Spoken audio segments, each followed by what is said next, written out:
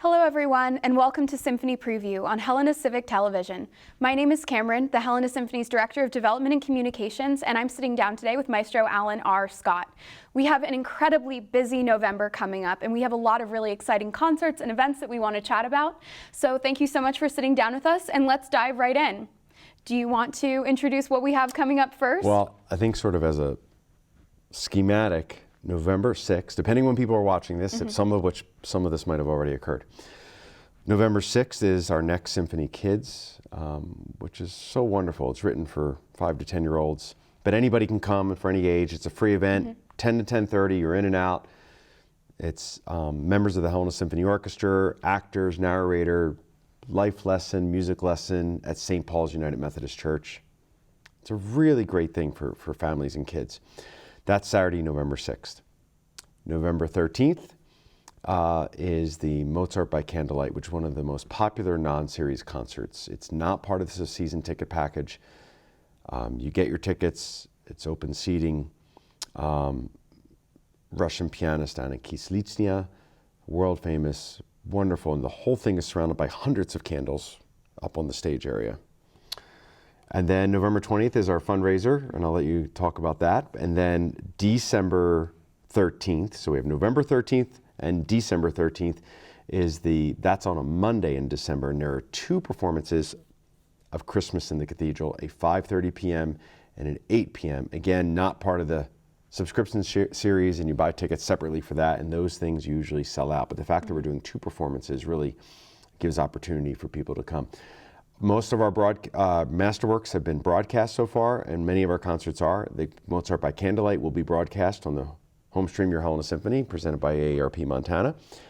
But the Christmas in the Cathedral is not a broadcast, the Symphony Kids are not a broadcast, and the fundraiser is not a broadcast. So we could briefly touch on the details of all of these, but that's sort of the overview. Definitely. And so just for our audience at home watching right now, we do a subscription series called our Masterworks series. Can you explain why Mozart by Candlelight and Christmas in the Cathedral are special and not necessarily part of the series? Well, 1, they're not in the Civic Center. And 2, they're unique concerts. The Christmas in the Cathedral really has its own type of following. It's been around long before my tenure here. And the Mozart by Candlelight, the other non-series is the Symphony Under the Stars, which is mostly free, but there are some reserved seats. So all 3 of the non-series are usually concerts that are just unique. And so the Mozart by Candlelight is a fairly newer thing. We started it about 3 years ago. And it was very popular. And even during COVID, where there was no live audience in person, there was streaming only. This past year, we're back to in-person audiences, but we still take a lot of precautions. All the musicians are tested prior to every rehearsal and performance. So the Mozart by Candlelight was something we tried a few years ago, and I think it worked really well because you get to feel the orchestra in an intimate space. And it's not, I should say, it's not all music by Mozart. And we can talk about some of the repertoire that we're doing in this concert. Yeah, definitely, because we have a Haydn piece snuck in there, and so Haydn and Mozart are 2 of the most famous composers from the classical era. Can you talk a little bit about why you chose to program them together for this specific concert? I mean, Haydn is the father of classical music, the period of 1750 to 1820, the period of the American Revolutions, the French Revolutions, the Age of Enlightenment, the Age of Reason. Mozart wrote 41 symphonies, Haydn wrote 104. They refer to him as Papa Haydn. He's like the godfather of the classical period. So in even other years, I haven't always put we had some Beethoven last year in Mozart by Candlelight.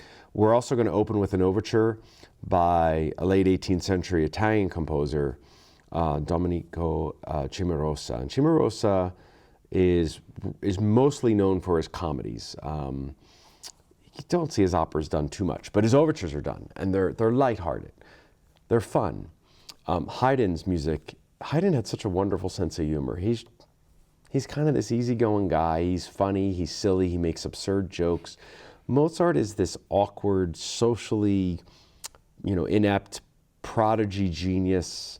So it's like he never fits. But we're going to be doing his 29th symphony, Mozart's 29th symphony. And so he wrote that in his late teens. It's his most mature work up until this point. it's the work in the film and the play Amadeus when Salieri looks at the score to Mozart 29th and he thought, oh my God. He just couldn't believe it because just the very opening is immediately there to appeal to the audience. Mozart was not trying to impress anybody. He just wanted to delight the audience, and that's exactly what you get. It's a wonderful symphony. The Haydn, we're going to do one of his piano concertos. Haydn is often not associated with piano concertos. The piano was a newer instrument. It really wasn't like we know it today. It was more of the forte piano, and now it's what we call the pianoforte, the only instrument that can play soft and piano and forte, strong at the same time. That's why it's called the pianoforte, or piano for short. But before that, they reversed it. It was called the forte piano. And Haydn's not usually associated with keyboard music, but he did write many piano concertos. And this one, it's charm and grace over virtuosity, over flash. And it's so wonderful. And it's the one that is done all the time. Many pianists play this. And Anna Kieslitsnya really she really specializes in earlier repertoire and Russian repertoire. Last year she was here playing Russian repertoire. And the orchestra loved her. And she's just the consummate, she's an elegant player to begin with and exudes elegance. And I think the Haydn just works so well with her. So you have the Cimarosa Overture to an opera called I Tracci Amanti, which just means the Thracian lovers. Thracian's like an Italian village. It's mistaken identities, people accidentally poisoned, love affairs. It's a silly opera, but the overture is very funny and fun, and I should say. And then the piano concerto, intermission, and Mozart symphony. So kind of an old school structured concert. Sure. Overture, concerto, intermission, symphony. Definitely. And they all have these elements of just light and fun. And I think that in a year that has so much darkness, you have to have the light that balances it out in this concert, whether you take it literally because of all of the candles we're going to have in the room, or whether you look at the repertoire. I mean, this concert is a celebration of the light. Yeah, absolutely. And I think it's the intimacy. It's like a salon, a large house concert, sure. And I think people like it. They feel you're really close to the players. Surrounded by these candles, and it's just, I think it's just a nice way of experiencing music. It's like going to a restaurant, but where the chef cooks right in front of you, type of thing, where you're experiencing that intimacy of the art. It's worth saying the week before, on November 6th, the program is sort of building off of Halloween. It's called "There's a Monster in My Closet." All of our kids' stuff is usually based on a kid's book. Sure. And we build off of that and build a story, a life lesson.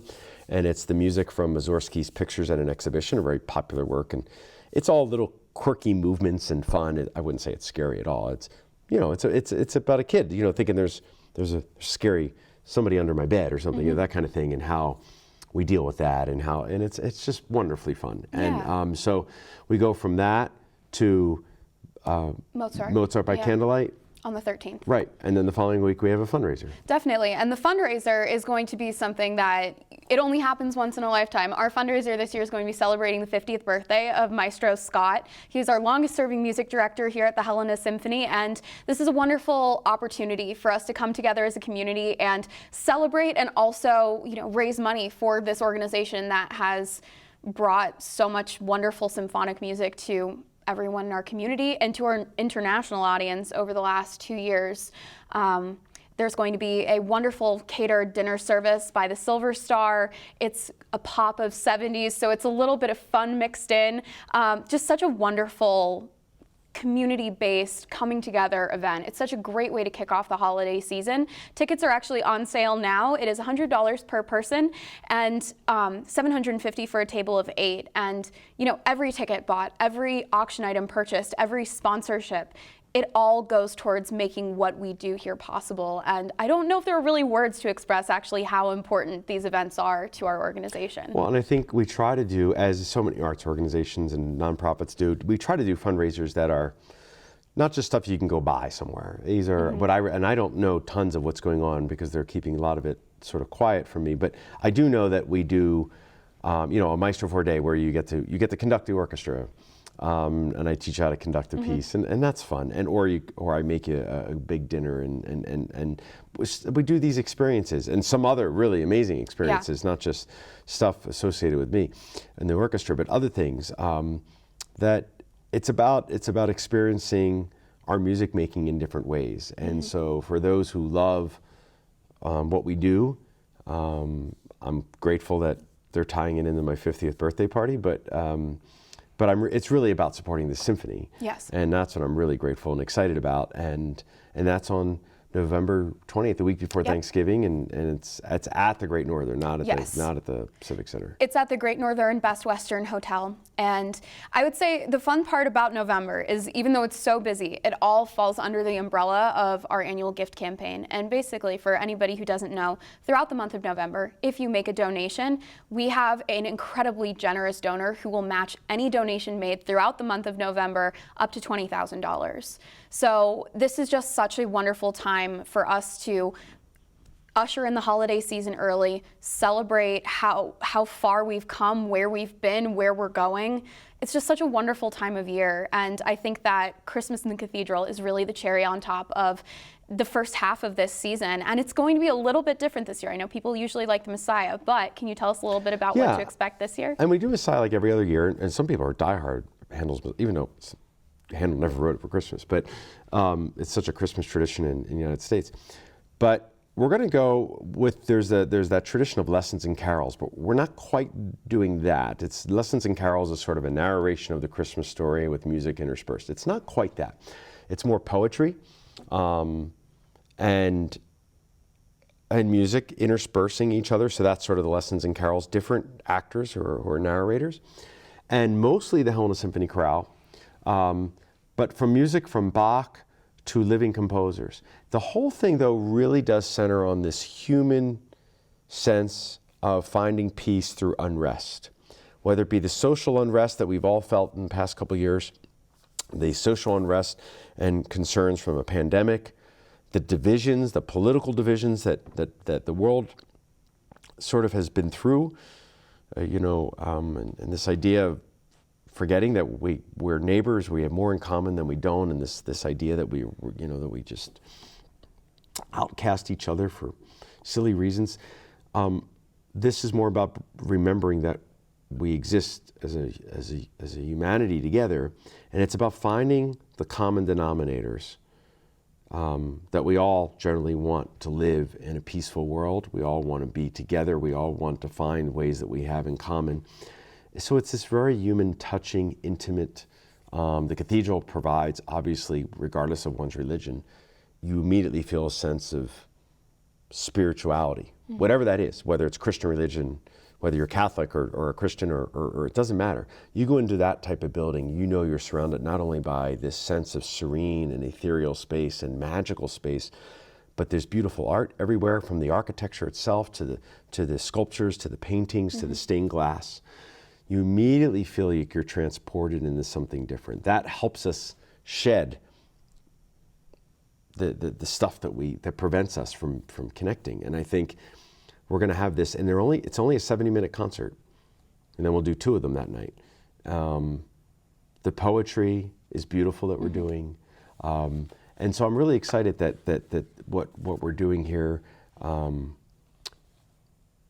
The last poem is by Maya Angelou, who was one of the great poets, narrated at Obama's inauguration.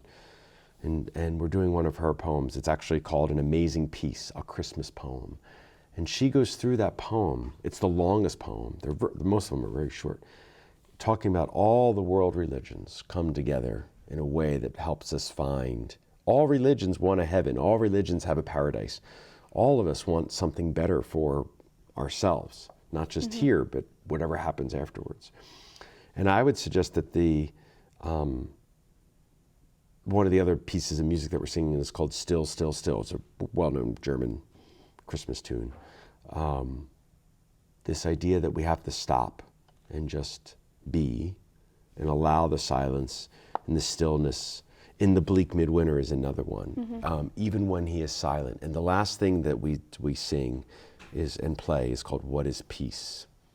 And the composer says, peace is not, it's not just something that is. it has to be, you have to have conviction of it like you do like fire. You have to strive to want to find peace internally and with each other.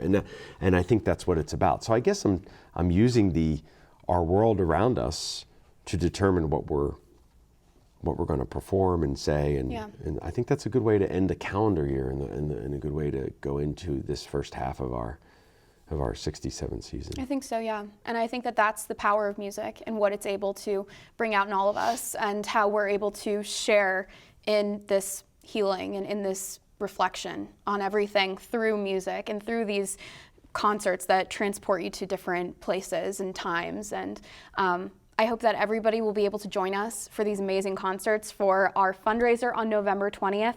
And thank you to our sponsors. Thank you to AARP Montana. Thank you to Ascent Bank, to Boxwoods, to Touchmark, to all of our solid gold sponsors. You truly have made all of this possible, and everybody watching from home has as well. So thank you, and we cannot wait to see you in the concert hall.